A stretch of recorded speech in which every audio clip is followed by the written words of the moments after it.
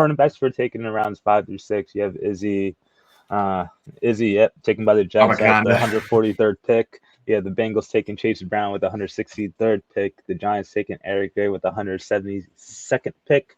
Colts taking Evan Hull with the 176th pick. Commanders got Chris Rodriguez Jr. with the 193rd pick in round 6. Cowboys Deuce Vaughn, the 213th pick in round 6. And lastly, Zach Evans taken by the Rams at the 215th pick.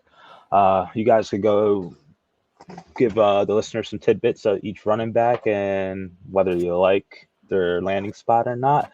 And then lastly, just give the listeners like a short list of players that you probably would draft in the later rounds of your rookie drafts.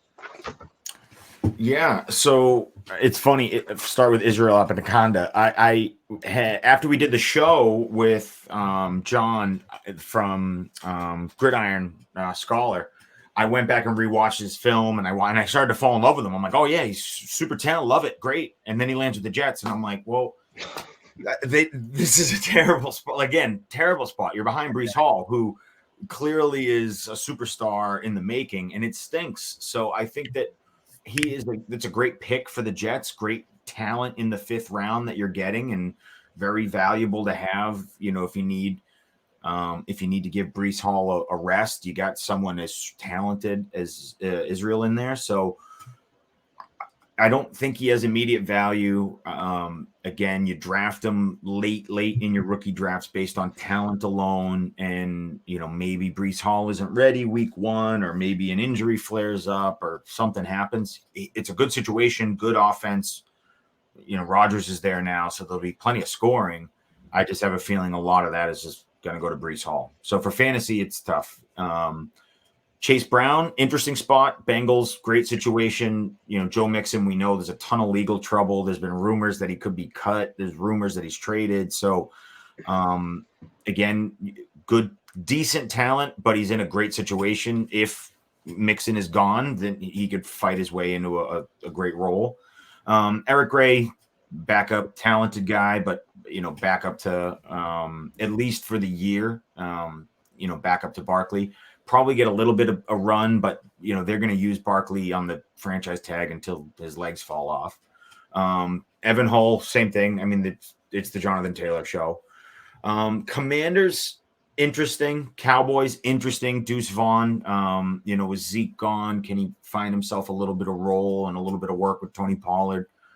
Should be a good offense. I don't know what the offense looks like without Kellen Moore. So, and then Zach Evans, again, super late, but good situation, interesting. The Rams in that whole running back situation last year, it was crazy that Cam Akers even came back and played another snap. So who knows what's going to happen there.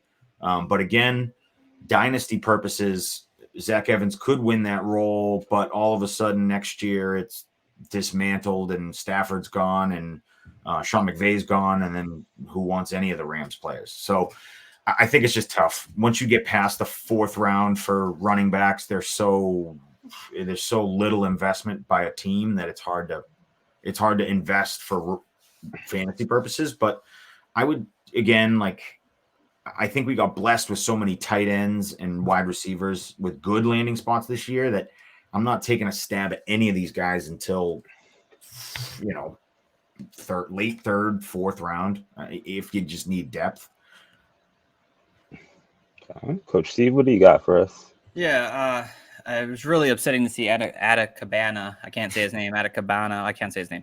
The guy from Pitt go to the New York Jets here in that 5th round. I mean, I thought he had 3-down potential to his game. So seeing him go to be a change of pace, backup type for Breece Hall definitely sucks.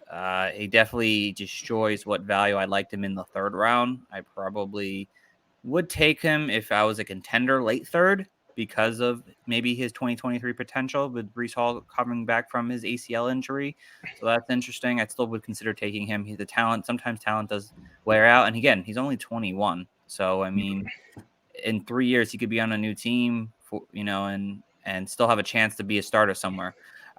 Chase Brown going to the Bengals. I really am intrigued with this. I wasn't super high on Brown, but I did like his speed. And if the The Bengals do release Joe Mixon that could give Chase Brown an opportunity to see productive work in 2023. He's definitely for someone I'm probably looking at the mid third round still, especially if I'm in need of running back because I think there's potential there.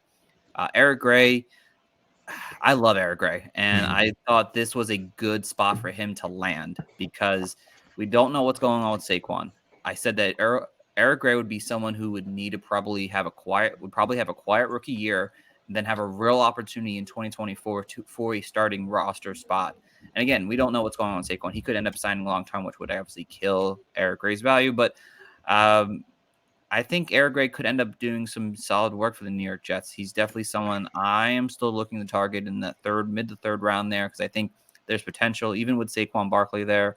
Saquon is going to get older as we get closer. I think he's already 25, 26 at this point.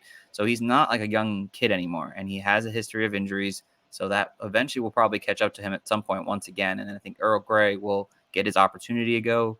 The Colts, Evan Hall is a good running back. He's just a good kind of team running back. And I think he could fit in as a solid backup for Jonathan Taylor. He'll probably fight Zach Moss for the backup job for that role there.